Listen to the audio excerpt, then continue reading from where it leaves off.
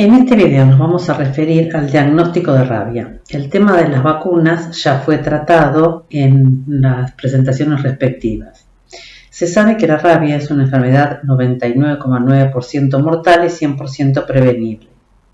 La rabia todavía es responsable de más de 60.000 muertes humanas al año, principalmente en poblaciones pobres. La vacunación ha logrado reducir considerablemente este problema. La presencia a largo plazo de la rabia depende de la fuente de transmisión zoonótica.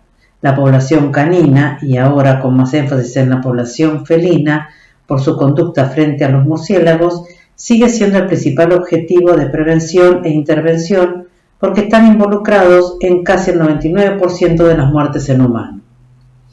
La OMS, la FAO y la OIE prevé el objetivo de eliminar la rabia humana transmitida por perros para el año 2030.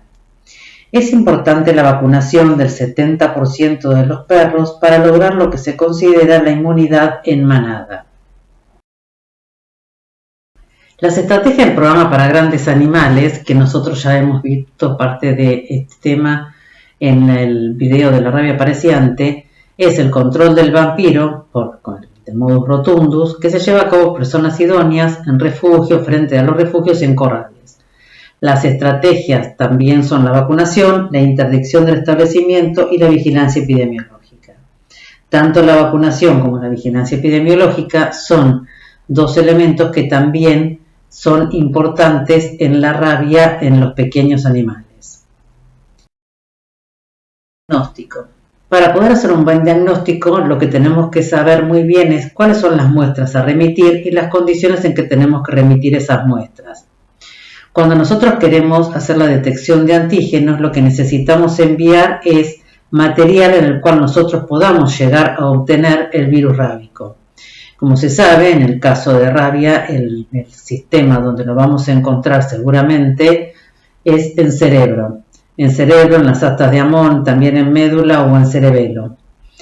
Cuando los animales muertos o sospechosos, cuando se va a tomar la muestra, esto lo vimos también en lo de rabia apareciente, hay que tener mucho cuidado cuando se va a cortar la parte de hueso, de no eliminar aerosoles o astillas del hueso para no impactar en ninguna persona, que puede llegar a ser altamente complicado. Se retira el cerebro con 2 o 3 pares de guantes, se lo coloca en refrigeración y se lo envía a los centros para que hagan las pruebas que tienen que determinar si es o no rabia. En el caso de los perros también lo que se hace es se manda la cabeza, y en los centros de diagnóstico es donde se van a obtener las muestras del cerebro para poder hacer las pruebas respectivas. En el caso de que sea un ratón o un murciélago, lo que hace es se envía directamente el animal entero. Para la detección de anticuerpos se envían suero o líquido cefalorraquídeo. En el diagnóstico para la detección de antígeno vamos a tener varias pruebas. Una es la inmunofluorescencia directa. Ustedes ya han visto estas pruebas en las pruebas primarias, en la presentación de pruebas primarias, que consiste en enfrentar la muestra con un conjugado antirrábico constituido por anticuerpos antirrábicos marcados con fluorocromo y sotiocianato de fluoresceína. Si la muestra contiene virus rábico, el conjugado se unirá específicamente a los antígenos virales y la reacción positiva se observará en el microscopio de fluorescencia. El ensayo biológico es inoculación en ratones o en cultivo celular. Esta prueba consiste en la inoculación de una dilución de la muestra por vía intracelular en ratones. Los ratones inoculados con las cepas salvajes usualmente enferman entre los 7 y los 15 días. Una vez que muestran signos de enfermedad, se extrae su cerebro para proceder a la detección del antígeno rábico mediante inmunofluorescencia directa. Las muertes, aún sin síntomas previos que ocurren dentro del periodo de incubación para rabia, también deben ser analizadas por inmunofluorescencia directa.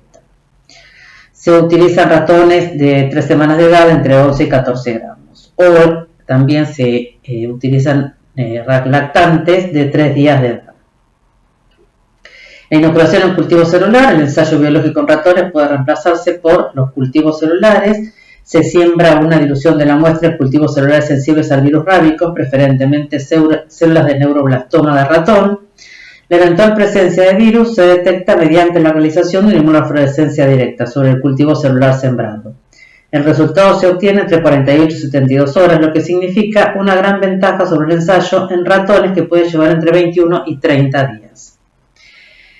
Las técnicas de biología molecular permiten la detección de una fracción del gen de la nucleoproteína del virus en muestras frescas que tienen que estar bien conservadas. Por su gran utilidad, también se las puede realizar sobre muestras que presentan diferentes niveles de descomposición. Son más sensibles que la inmunofluorescencia directa y que el ensayo biológico. En aquellas muestras se presentan niveles de degradación y pueden utilizarse muestras que por su alto nivel de descomposición no son aptas para ser diagnosticadas por las técnicas clásicas. La inmunocromatografía en muestras post-mortem la vamos a ver más adelante. El diagnóstico con la detección de antígenos, nosotros debemos saber que una prueba positiva es cuando la inmunofluorescencia directa, el ensayo biológico y PCR dan positivas.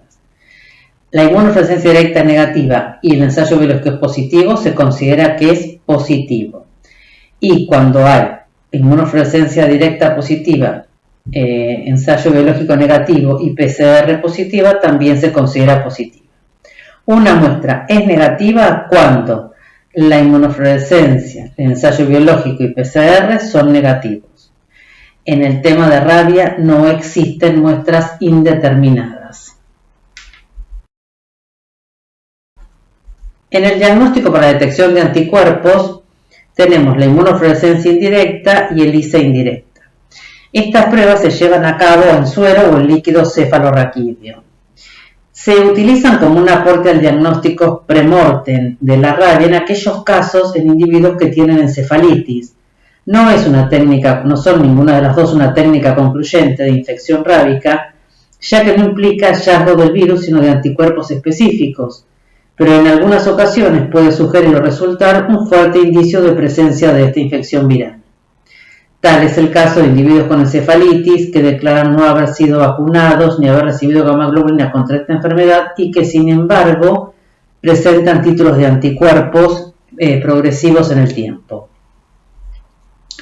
La inmunofluorescencia indirecta es una técnica que ustedes ya han visto, que es una prueba primaria en la cual sobre improntas de cerebro de ratones infectados con rabia, una segunda etapa, se coloca un conjugado antiinmunoglobulina de la especie a la que pertenece la muestra. Si la muestra contiene anticuerpos antirrábicos, se unen específicamente a los antígenos virales de la impronta y después será revelada por el conjugado, lo que se observará como una muestra positiva en el microscopio de fluorescencia. En las técnicas de anticuerpos, de la titulación de anticuerpos vacunales, vamos a tener la neutralización viral, y dentro de la neutralización viral está la seroneutralización en ratón, el método rápido de focos fluorescentes y la neutralización viral con anticuerpos fluorescentes. Estas son pruebas de titulación de anticuerpos vacunales. Las pruebas de neutralización viral son pruebas que consisten en la primera etapa de incubación in vitro del suero a testear con virus rábico para permitir la neutralización por parte de los anticuerpos, seguida de se los coloca en ratones, o sea, se inoculan ratones y se observa, o sea, si hay la presencia o no de enfermedad. Hasta el momento las pruebas validadas internacionalmente y que permiten la circulación de animales son el método rápido de inhibición de focos fluorescentes, la neutralización viral con anticuerpos fluorescentes, un ELISA y por último la seroneutralización en ratón. Perdón. El método rápido de focos fluorescentes, igual que en el caso de la seroneutralización, es un ensayo de seroneutralización en que una cantidad de virus fijo estándar se enfrenta y se incuba a 37 grados con diferentes diluciones de un suero evaluado. En este caso, cada mezcla de dilución suero-virus se coloca en celdillas de una cubeta para su incubación. La diferencia con la técnica anterior es que el revelado de la neutralización viral no se efectúa in vivo, sino in vitro. Se agregan células sensibles al virus rábicos, BHK21 o neuroblastoma de ratón, a cada celdilla con la mezcla de dilución de suerovirus, incorporándose el conjugado antirrábico 24 horas más tarde. Se recorren y se observan en el microscopio de fluorescencia los campos microscópicos para la totalidad de la superficie de cada celdilla. La observación de focos fluorescentes indica la presencia de virus rábicos no neutralizados capaz de infectar las células sensibles. Son los que se denominan focos de infección, considerándose que un campo microscópico es positivo cuando presenta uno o más focos fluorescentes. El título de anticuerpos neutralizantes es, en esta técnica, la inversa de la máxima dilución del suero, en cual el 50% de los campos microscópicos son positivos. La neutralización viral con anticuerpos fluorescentes es una adaptación del método de focos fluorescentes. Cada mezcla de dilución suero-virus es sembrada en varias celdillas de la cubeta. La lectura microscópica cuantitativa, recuento de campos microscópicos con focos fluorescentes en cada celdilla, es reemplazada por una lectura cualitativa de celdilla positiva, cuando contiene uno o más focos fluorescentes, y celdilla negativa cuando no presenta ningún foco. El título del suero es entonces la inversa de la máxima dilución del suero, en el que hay un 50% de celdillas positivas.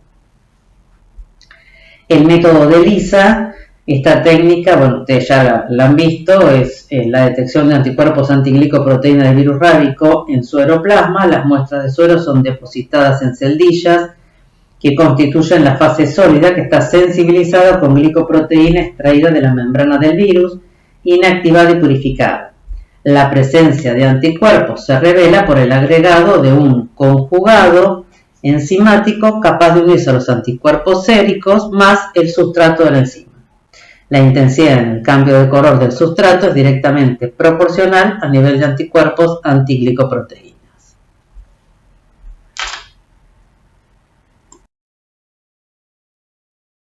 La prueba de diagnóstico inmunocromatográfico rápido es una prueba de flujo lateral basada en inmunocromatografía utilizando anticuerpos detectores conjugados de oro, y es una herramienta de diagnóstico de rabia muy prometedora.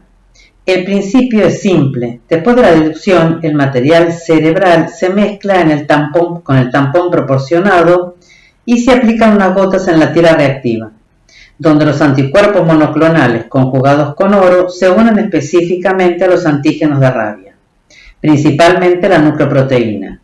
Los complejos antígeno-anticuerpo se someten a una migración de flujo lateral, uniéndose en la línea de ensayo, línea T, a anticuerpos fijos contra antígenos de rabia, lo que resulta en una línea púrpura claramente visible. Los anticuerpos conjugados de oro restantes, no unidos a antígenos de rabia, continúan migrando y fijados a la membrana a través de anticuerpos de apuntalamiento adicional, lo que resulta en una línea de control púrpura claramente visible, que es la línea C. El método es de un solo paso, de bajo costo, rápido, extremadamente fácil, no requiere equipos costosos ni condiciones especiales de almacenamiento. Hay una modificación del fabricante para eliminar el paso de la dilución. Casi todos los equipos y reactivos necesarios para realizar las pruebas vienen en un kit comercial y el resultado se lee después de 5 a 10 minutos sin necesidad de tener un microscopio. En la lectura, nosotros, para poder decir que estamos frente a un caso positivo, deben aparecer las dos líneas color púrpura, el control y el testigo. En caso de que aparezca solamente el control, estamos en presencia de una muestra negativa. Ahora, si aparece solo una línea púrpura en el caso del testigo, esa prueba está invalidada, porque nunca puede aparecer una línea en el testigo sin haber aparecido en el control. Esos son los tres resultados que pueden aparecer. Es necesario también hacer el diagnóstico diferencial con mocillo canino, hepatitis infecciosa, meningitis. Bueno, de acuerdo a cada una de las especies de animales, estas son, ustedes tienen la diapositiva, con los que habría que hacer los diagnósticos diferenciales. Los algoritmos En el caso es del accidente potencialmente rábico, ustedes lo que ven acá es si hay un animal disponible, si el animal, o sea, presenta algún tipo de síntoma, si no presenta, si es doméstico, si es un animal de la calle, o sea, si está vacunado, si no está vacunado, o sea, este no es el único algoritmo que hay. En el libro de Radia también hay otros, o sea, son los que sirven para que uno pueda ir guiándose cómo poder hacer el seguimiento hasta llegar a una conclusión de si el animal es un animal positivo o es un animal negativo a rabia. Muchas gracias.